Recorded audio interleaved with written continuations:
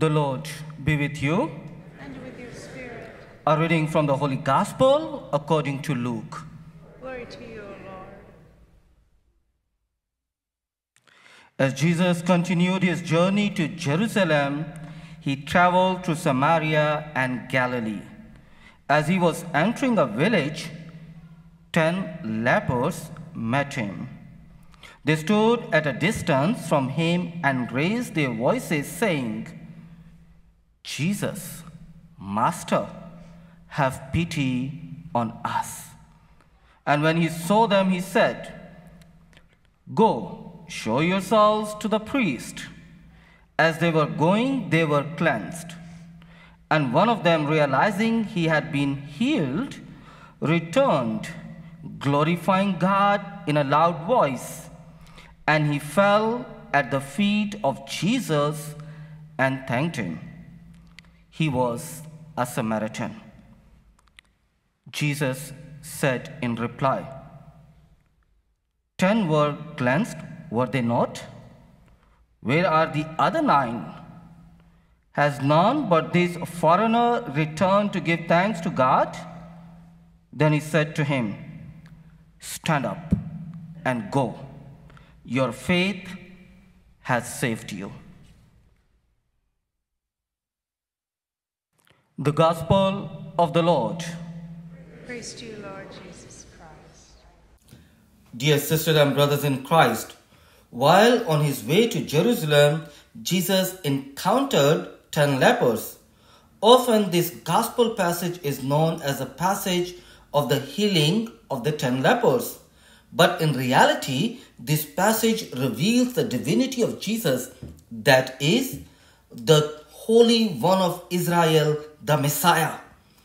In today's first reading, we did not hear the full account of Naaman's healing. In order to get the whole picture of the passage, let's make a quick overview of the 5th chapter of the 2nd book of Kings. In this chapter, the king of Israel tore his clothes when King Aram sent him a letter to heal Naaman's disease. The king of Israel said, "Am I a God to give death or life, that this man sends word to me to cure a man of his skin disease?" It is not only a cry, but a visible expression of faith of the king that only God can heal the lepers. Upon the action of the king, the prophet Elisha sent him a message saying, "Why have you torn your clothes?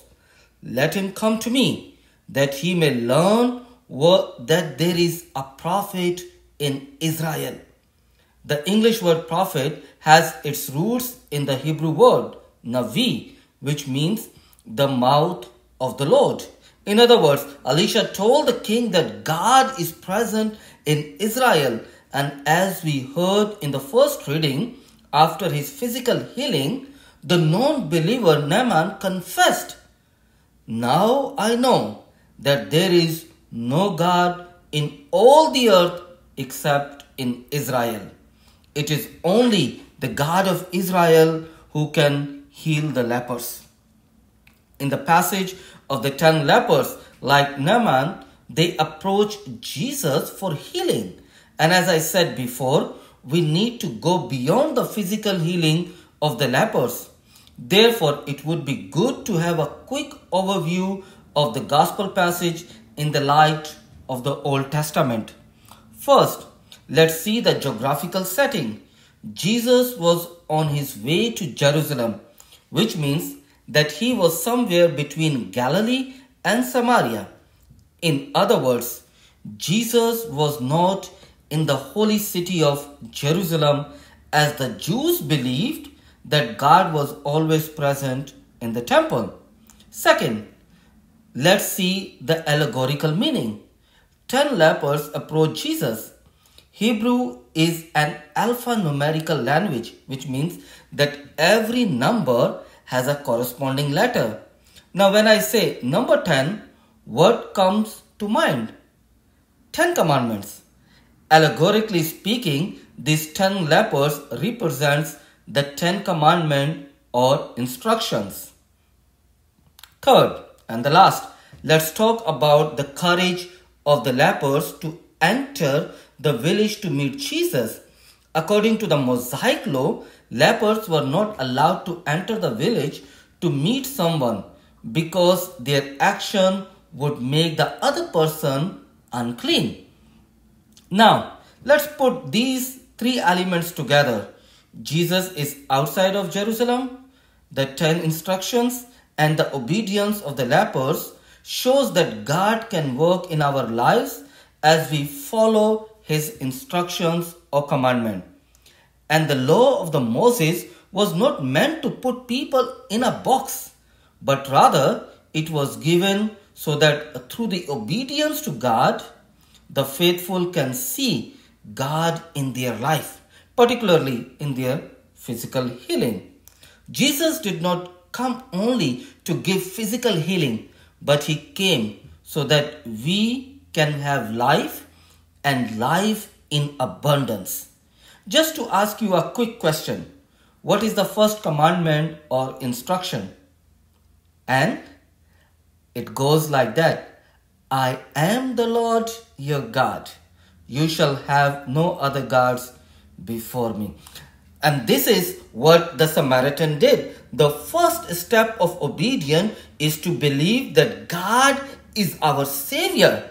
The Samaritan's physical healing moved his heart to recognize that he encountered the Holy One of Israel, the Messiah, which we can see in his action. The Samaritan leper fell at the feet of Jesus and thanked him. His way of gratitude made him receive salvation, as Jesus himself said, "Stand up and go. Your faith has saved you." In short, it is through the obedience to Jesus that the 10 lepers received their physical healing. And it is through the gratitude of the Samaritan leper that he received salvation.